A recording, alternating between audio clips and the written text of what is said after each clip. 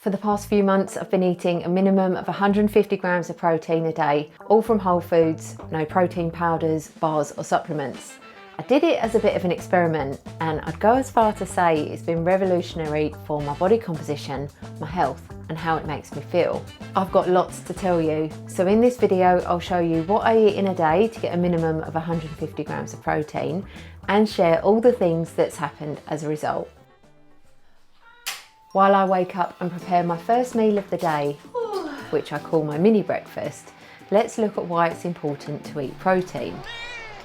Protein is the building block for muscle, for repairing, maintaining and growing muscle, and having good muscle mass and strength is vital for our long-term health.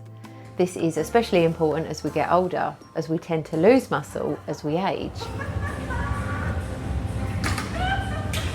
I never used to eat breakfast, but several months ago I learned it's important for women to have a small amount of protein in the morning and before exercise. 15 grams of protein is enough to take the body out of muscle breakdown mode and into muscle building mode. So I start my day with 3 eggs scrambled in a pan, super easy. And that gives me around 18 grams of protein. I don't really want to be doing this first thing in the morning. However, it's made such an enormous difference to not only my performance at the gym, but also my energy for the rest of the day. It can be a bit of a faff making eggs first thing in the morning. A protein shake would be much quicker and easier. However, whey protein and dairy gives me a weird acne rash on my chest, and my stomach goes a bit, well, you know, gassy. And the thing for me, if I was to have that sweet tasting protein shake first thing in the morning, it would just give me the taste for something delicious, which would then likely set me off on a cascade of poor choices later in the day. Saying that, protein shakes are a great source of protein, and if you don't want to be messing around with eggs and pans in the morning, having a protein shake may have more benefits than eating nothing at all. Next up is exercise. The majority of exercise I do is weight training, which is perfect for this 150 grams of protein plan. I can't wait to tell you what's happened as a result of doing this. However, on the day I filmed this, I was doing high intensity interval training with my friend John.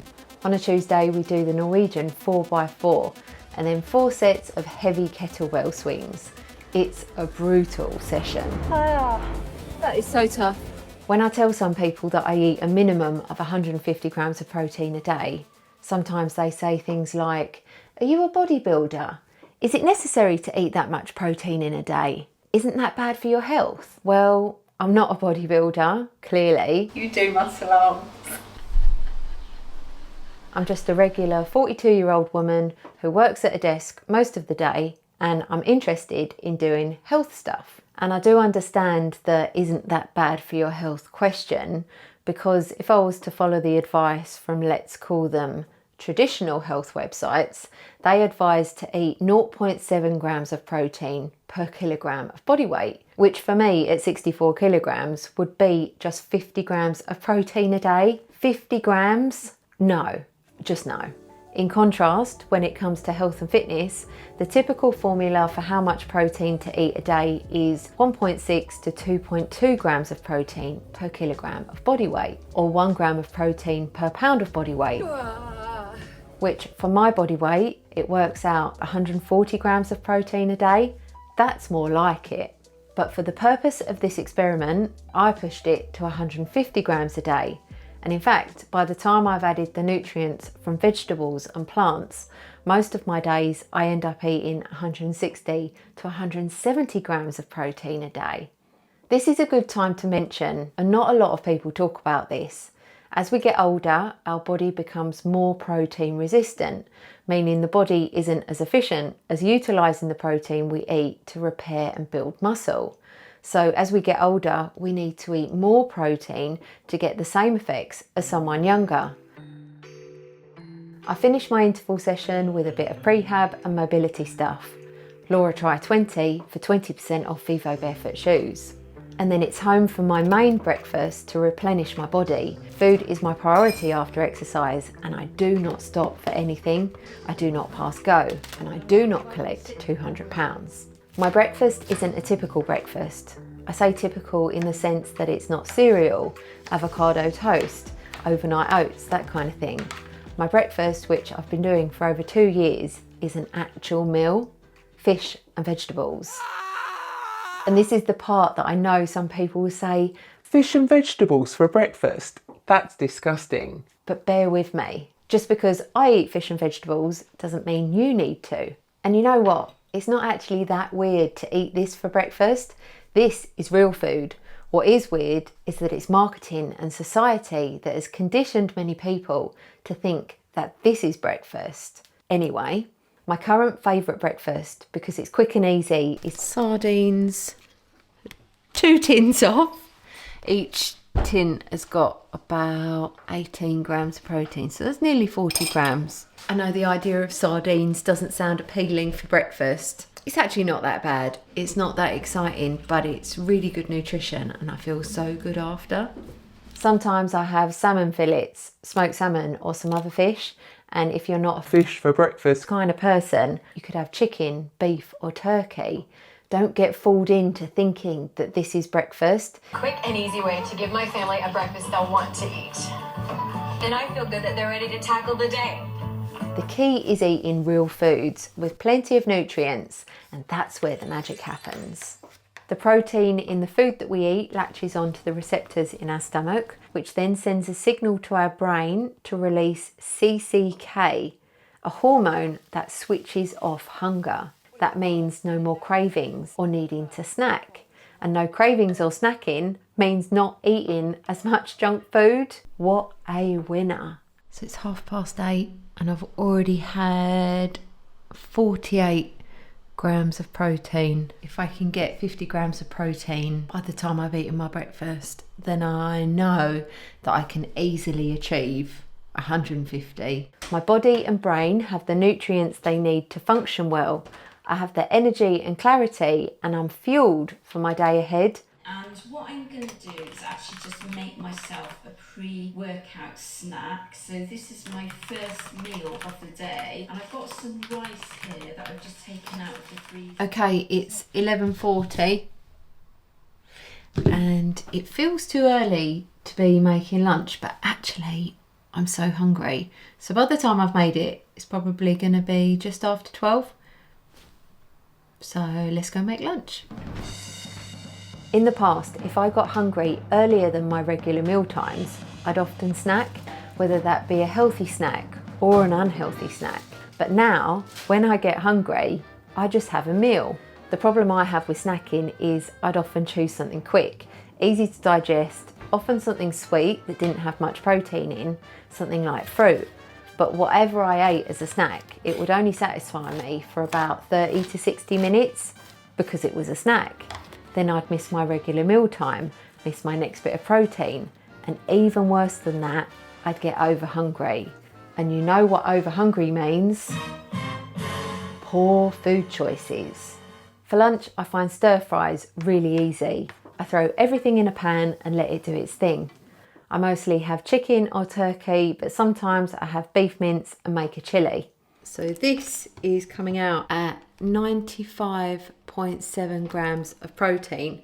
I throw in loads of different vegetables, different colours, nutrients and plenty of fibre. Different herbs and spices to change the taste each day, and they give some added health benefits. This is real food, so much better than a sandwich and a packet of crisps that would give a measly amount of protein and very few nutrients. With this, I'm getting 50 grams of protein, loads of fibre and nutrients. You may be watching this thinking, it's all right for you, LT, you work from home and you can cook your lunch each day. I understand that some people may not have the time or the facilities to do this. You might have a jam-packed schedule or a low income that might restrict you. Eating like this does take time, money and effort, and it might mean a bit of forward planning and preparation. But the good thing about meals like stir fries is that they're quick to make, they can be cooked the night before or in bulk, and the ingredients are pretty reasonably priced. I've been eating like this for 2 years, and I sometimes think I'd like it if my food stuff was quicker to do. I can sometimes feel not resentful, but in that kind of category about how much time I spend per day preparing food, eating food, and then tidying up after.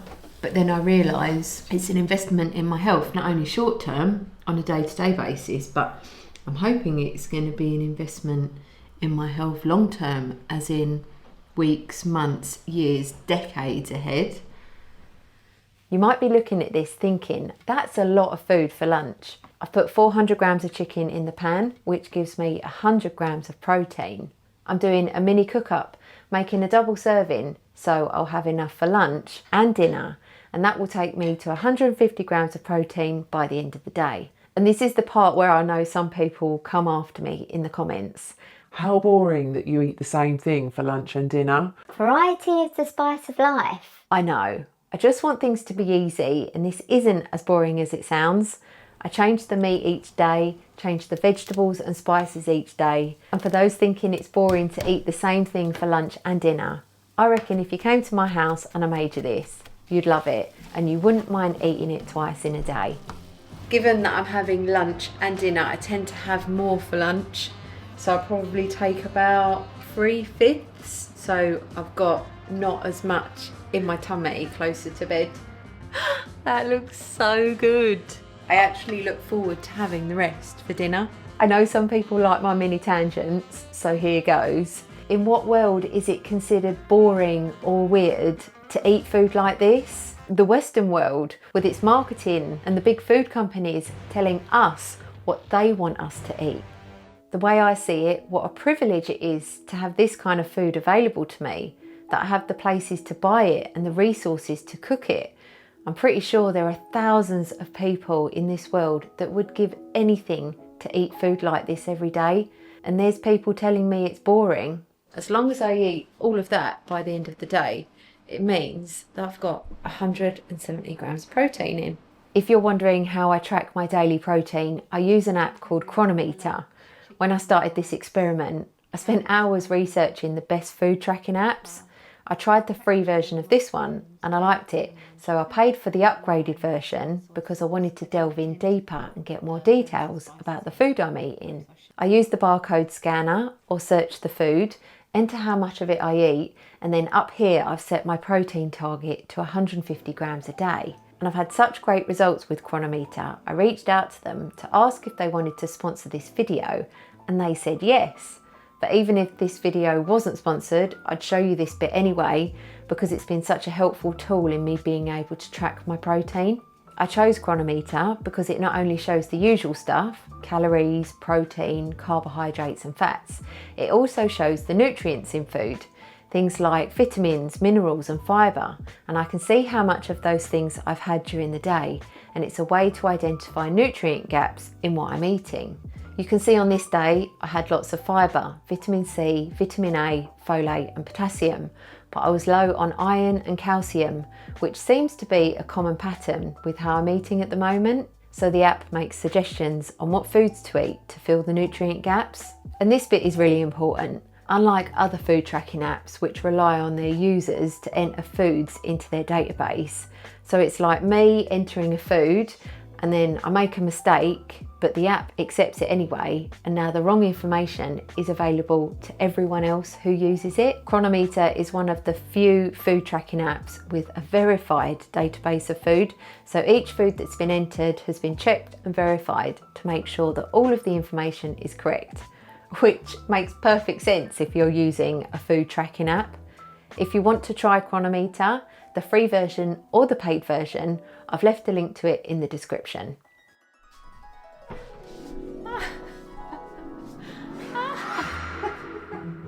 Hello. This is one of the rituals that we've got as a family. I'll be working in the snug. Nanny will come in and see us.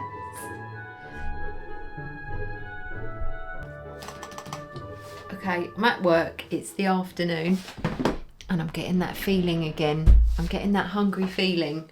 My initial reaction is let's go downstairs and see what I can have for a snack. Then I realise it's 4 p.m. I'm only about half an hour to an hour away from my regular meal time. So I'm just going to go and have my dinner early. Even though I've been eating like this for a long time now, I still have that initial habit and that initial thought of, I'm hungry, let's go and get a snack. And it's taken months, probably even the full 2 years, for me to train myself that I don't snack, I just have proper meals. And that if I'm hungry, it's because my body wants food, a certain amount of food, and the right kind of food. Having my dinner already made means at the end of the day, after a day at my desk and I'm getting tired, I don't feel motivated to make food at all. My meal is already done. And the last thing I want to be doing is making dinner. So it's great because I'm just going to have what I made for lunch. And all I need to do is eat what's in the pan and I've reached my 150 grams of protein. It's so easy. I'm just going to eat this cold. I know some people are going to think that's totally gross, but I don't mind eating cold food, especially when it's this tasty. Notice how she now has an arch in her foot. While arch support can be helpful for some, I don't eat like this all the time. I eat like this in the week and then I'm far more relaxed at the weekend. Although I still aim for 150 grams of protein a day because I've seen such significant results. Double chicken shish kebab and salad is one of my favourites at the weekend. When I go out, meet friends or go to a barbecue, it's still quite easy to get 50 grams of protein in a meal. Sardines, lentils, 5 eggs. It took a bit of practice, but like with most things, it gets easier the more we do. And I'm so into this when I'm away or going on a long hike. I take a packet of pre-cooked fish. I pre-cook a steak, some potatoes and vegetables. Okay, that's me done for the day. By the end of the day, I've usually eaten 150 grams of protein from meat and fish. And by the time I've added the vegetables in, my day usually finishes on about 170 grams of protein. And I can't wait to tell you what I've experienced as a result of doing this. I know what I've showed you isn't revolutionary. There's nothing new and exciting about this. But from the videos I've seen of people who eat 150 grams or more of protein a day, many rely on protein shakes to get their protein number up. Now, I'm not saying that that's bad. It actually makes it so much quicker and easier to achieve a high protein day. But the issue I have with that is, like me, some people can be sensitive to whey and dairy, which can cause acne and stomach issues. And I don't need to tell you that ultra processed food, even the stuff labelled high protein and healthy, isn't the best choice. There is a place for stuff like protein shakes and bars, but someone like me definitely doesn't need that dopamine spike on a daily basis from those delicious high protein snacks. That sweet taste would just set me off on a roller coaster of poor choices. Ultimately, this comes down to me wanting and functioning so much better on real food. Nutrient-dense food is the key. So what have been the results of eating a minimum of 150 grams of protein a day? The magic thing about eating high protein, it fills me up and it stops the constant food noise that I used to have, so no more cravings. And by the time I've eaten the protein, then there's not as much room in my body for the ultra processed foods, which then has its own benefits. And because protein is filling, it's easier for me to eat within my calorie range, so I can stay on top of my body fat with not much effort at all. I've been weight training and eating high protein meals for just over 2 years. Before doing this 150 gram experiment, I was eating about 120 to 140 grams of protein a day. But since increasing to 150, 160, 170 grams a day, the results have been remarkable. My muscle mass and strength have increased significantly. I reached a plateau with my exercise and stayed there for months and couldn't break through. But with the extra protein, I broke through that plateau. I will say, for transparency, at the same time as increasing the protein, I also increased the amount of creatine that I'm taking, going from 1 dose a day to 3 doses a day. And that likely made a difference to my strength and muscle mass too, but not all of what I've experienced from doing this. With more muscle, I'm able to work harder and generate more output during my interval training sessions, which is then allowing me to increase my VO2 max. And a high VO2 max is associated with living a longer and healthier life. Each time I get my hair cut, my hairdresser tells me that my hair is growing thicker and faster than before. And I've actually been able to grow my hair longer over the past few months. And I haven't done that before because my hair was so thin and wispy. My blood sugar is stable throughout the day because of the high protein and vegetables. As a result, I have sustained energy, which then leads to better concentration, which for someone like me is an absolute bonus. And this is a good bit. This is what I looked like when I was eating 120 to 140 grams of protein a day. It was a vast improvement from me being skinny fat 2 years previous. And this is what I look like now on 150 to 170 grams of protein a day. There's obviously another 9 months of weight training in this picture, but I'm much stronger now. And you know what? I feel really good. Do you know how much protein you eat in a day? What do you think about this 150 gram plan? I'd love to hear from you in the comments. I'm not sure if I'll stay on this eating plan forever, but for now it's suiting my health and fitness goals and it's making me feel great. If you found this video interesting, you might also find this one interesting too.